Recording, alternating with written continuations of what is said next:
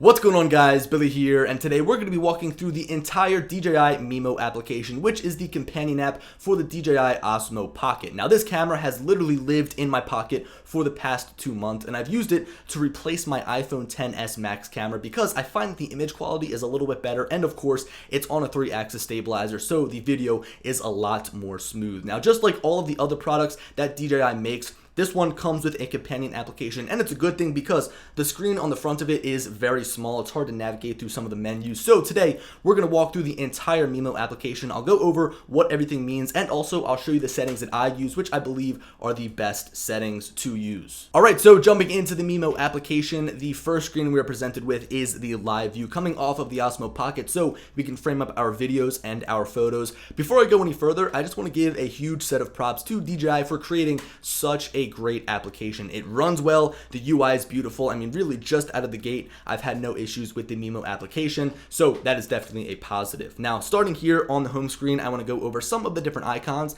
and then I want to start digging through the menu. So in the top left corner, we've got our battery life remaining shown as a percentage, and we've also got the remaining capacity left on our SD card, and that's going to vary depending on what mode you're shooting in, what resolution you're shooting in, and also the size of your SD card. Now, moving over to the right side of the screen, we've got a little S letter inside of a box, and it allows us to create stories from our footage. I'm not going to click on it because it creates like this huge, really loud noise. It's kind of obnoxious, and I don't want to have that in my video. But if you guys want to, you can go ahead and click on that, and it allows you to create a story out of the footage that you shoot.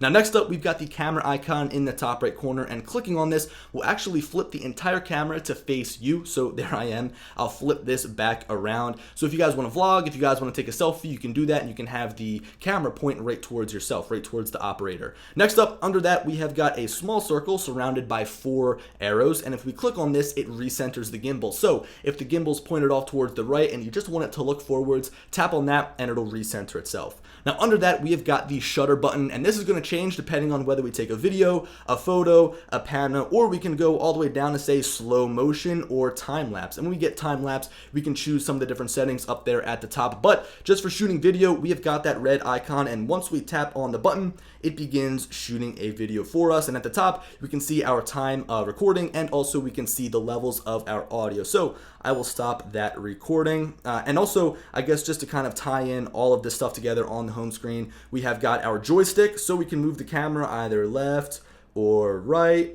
And then we can also look up if we wanted to. So we can move the camera around, and then of course, if the camera's all out of position and we just want to look forward, we can tap on the recenter button just above the shutter button. Now, the final thing we have down in the bottom right corner is the playback button, and from here, we can see all the photos and the videos that we shot. If we want to look back and take a look at again, all those photos and videos we take during the day, review footage, and see what we've got. So that about wraps up all the icons on the home screen of the Mimo application. All of them are very straightforward, easy to use, and there really isn't all that much clutter, so there really wasn't all that much to go over. Now, we'll jump over to the left side, and a lot of these are the menus that we can change things within. We can really customize how our Osmo Pocket shoots. The top left corner, we've got the home icon that brings us back to the very home screen of the Mimo application. And to get back to where we were, we'll tap on the camera icon. And I guess depending on how you're looking at your screen, it's in the bottom left corner or in the top left corner. So jumping in here, underneath of that, we've got our gimbal settings, and we've got 2 different options for the gimbal, right? So first, we can choose between either fast follow or slow follow.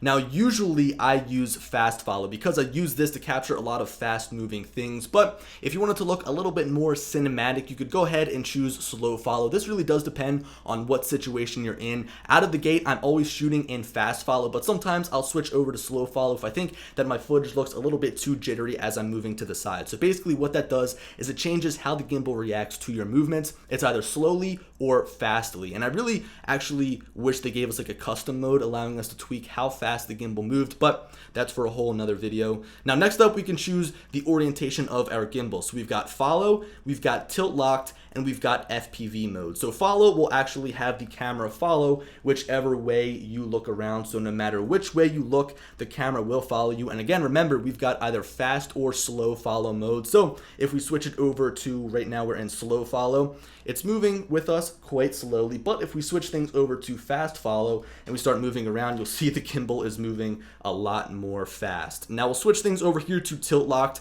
And if you can see the camera right now, the tilt is locked. So we can look straight downwards, and as we keep looking down, the tilt will never move. And this actually is very helpful. I use this probably more than follow mode because, again, you can get some really great looking footage with this. But basically, that tilt axis is locked, and no matter which way you move, the camera will always face forward. Now, finally, we've got FPV mode. I personally haven't used this, but DJI showed it being used, I guess, like on a roller coaster, so you could see how the roller coaster is moving. And I guess another option or another way you could use this is by putting it on top of a helmet, and as you're looking around, it follows you. But again, that footage is somewhat smooth just because it's on a 3-axis gimbal. So FPV, it doesn't matter which way you move, that camera is going to follow you, but it still looks very stable. There's no jitter from your hand movement whatsoever, and I think that this actually looks pretty good. Now, those are the gimbal movements. Again, usually when I'm shooting, I'll do fast follow, and I will have it on tilt locked, but again, you can choose whatever you want to do. A lot of those things are situational. Now, jumping in to the resolution and the frames per second, I myself always shoot 4K 60 frames per second in fine quality. There's no way to go up to super fine. In fact, no matter what you shoot in, whether it's 1080p or 4K, you can't shoot super fine if you're shooting 50 or 60 frames per second, which kind of sucks. But what I always do is shoot in 4K. I've never really found a reason to shoot in 1080p unless I'm shooting at 120 frames per second, so I'll jump into that slow motion mode. But for me, 4K 60 frames per second, that allows me to bring my footage down to 4K 30 frames per second. And also, if I want to, I can slow it down just a little bit to make it look more cinematic if that's what I'm going for. So again, 4K 60 frames per second. And if we go and switch over to the photo mode, that actually switches to some different photo options. So we can actually set a timer here rather than go and change the resolution. So that's just something that you might want to look at, but we'll jump over to video because I use this thing mostly for video. Now, finally, we've got the 3 dots in the bottom left corner, and if you're familiar with the other DJI Go application or just really any of the other companion applications that DJI makes, 3 dots usually means miscellaneous, but in this sense, we actually get a lot of good settings to go over and change. So first up, we've got our video settings. Right now it's on basic, but I always switch mine over to pro. So I'm about to contradict myself here. In my previous video with the Osmo Pocket, I told you guys that you can't use this as like a filmmaker, like you can't get the best cinematic footage out of it, and you can't expect that because it's only a $350 gimbal. If you're looking at something a little bit more professional, maybe something that holds a DSLR would be more your style, but again, you can't go comparing this to something like the Ronin S or the Crane 2 just because you really are limited with what you can do with such a small device and such a small camera. But for me, I like to go with the pro video settings because it gives you such better control over what your camera can do. If you guys are just getting into video, you literally just got the Pocket to kind of film your day, go around shooting whatever you want, and at the end of the day, you're just going to upload whatever you shoot straight to Facebook, straight to YouTube or Twitter. Go ahead, use basic, it's not going to hurt you. But if you want the full control over your camera, I'd go with pro. So first up, we've got our video format, and this just all depends on what you're going to be editing your video with. So if you're going to be using a PC, like a Windows-based machine, you want to shoot in .mp4, but for me, since I edit on a Mac, and if you edit on a Mac, I'd recommend doing .mov. It's just all about compatibility. Next up, we've got our white balance, and this for me is just always sunny or cloudy. If it's sunny out, I use sunny. If it's cloudy out, I use cloudy. If I'm shooting inside, I'll use fluorescent, and it might look a little bit too blue, but usually you're dealing with like some yellowish lights, and it usually balances it out. You could go hard and go with custom and set your custom Kelvin value. Sometimes I do that on like my Sony a7 III, which I'm shooting with right now, but for me, I find with either sunny or cloudy, I get great results, and that's the same thing I do with my DJI drone. If you're looking to color grade your footage, I'd recommend not going with auto white balance because it's going to be a color correcting nightmare. But if you guys are just going to be uploading to Facebook straight off of the thing, straight off the Pocket, you don't want to color grade it, auto will treat you well. Also, don't forget to change that because sometimes I shoot at nighttime with the sunny white balance and it just looks terrible. So again, for me, either sunny or cloudy, and then fluorescent if I'm going to be inside.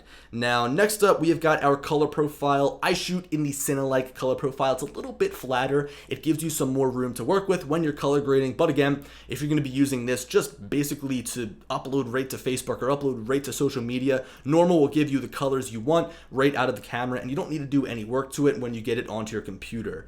Let's see. So again, for me, Cine-like. Next up, we've got anti-flicker. I keep this on 50 hertz. That just kind of goes with what the lights are in the room. 50 hertz is for here in the United States, and then 60 hertz is for overseas. I might have gotten those mixed up, but I think that I've got them right. Volume amplification level, I keep this on auto, to be honest. I really don't mess with this a lot. So basically, if you're filming someone who is talking quiet, you can turn this volume amplification level up to high to kind of compensate for their low speaking. But for me, I never capture audio from this thing, like barely ever, because usually I'm going to be overlaying music over whatever I shoot. You know, I guess sometimes I pick up audio if it's just me talking or something like that. But again, the audio is not the best, but I just kind of use this just for video purposes, never audio purposes. Next up, we've got noise reduction. I actually turn that off. So that'll basically reduce the noise when you're shooting in low light situations, but I turn that off. I'd rather do that myself if I have to when I'm editing in post. Next up, grid. Turned off. I hate grid lines. You'll see if I go and turn on grid lines, or if I turn on grid and diagonal lines, it's just way too much going on. I turn those off and I seem to have a great time, a really easy time. Next up, we've got overexposed. Again, that's something that's a little bit annoying to me. It actually shows those zebra lines depending on what's over or overexposed, and I keep that off because I find it quite annoying and I can tell myself when things are overexposed. Now, next up, we've got our histogram. I keep that on just so I can kind of monitor the exposure level as I'm shooting on the fly.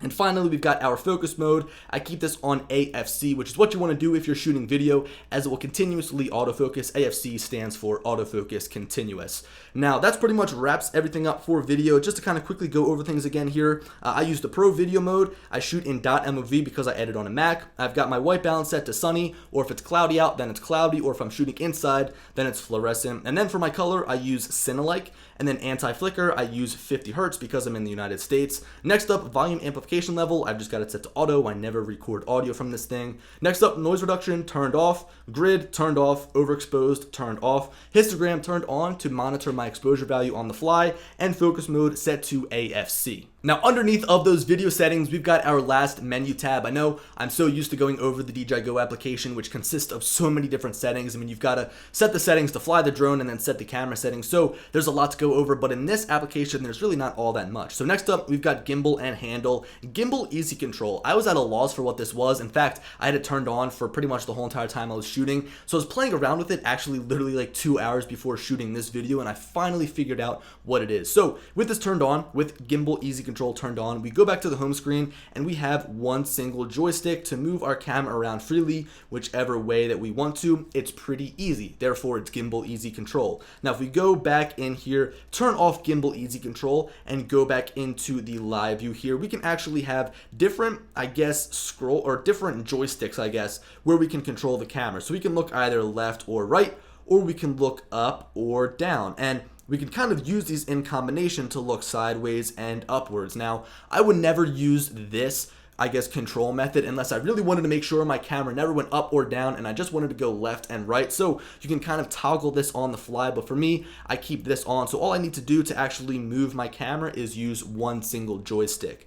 Now, jumping into that one more time, we've got gimbal auto calibration. So if we want to calibrate our gimbal, we can tap on calibrate, and you want to make sure that your camera is sitting flat, or the Osmo Pocket is sitting flat on the table so it can calibrate it properly. But guys, other than that, there really isn't all that much more to go over. The final thing we have is the general, I guess, setting, or the general information here. We've got our firmware version, the SD card capacity, as well as the option to format our SD card. Now, the Mimo application is great, but I think it's lacking a couple of features. So right now, at the time of recording this, let me check the date. It is February 12th, 2019. So if like in a month from now you're watching this video, there might be some more features added, and chances are I've probably made an updated version to this video. So if I made an updated version, check out the link in the description. I'll be sure to go over the Mimo application as it continues to get new features added, because they're always adding new features basically every single update, and I'd love to see a little bit more control over how fast the gimbal moves, because I think that's like the one thing the Osmo Pocket is lacking. Anyway, guys, hope you enjoyed the video, and as always, I'll talk to you later. Peace.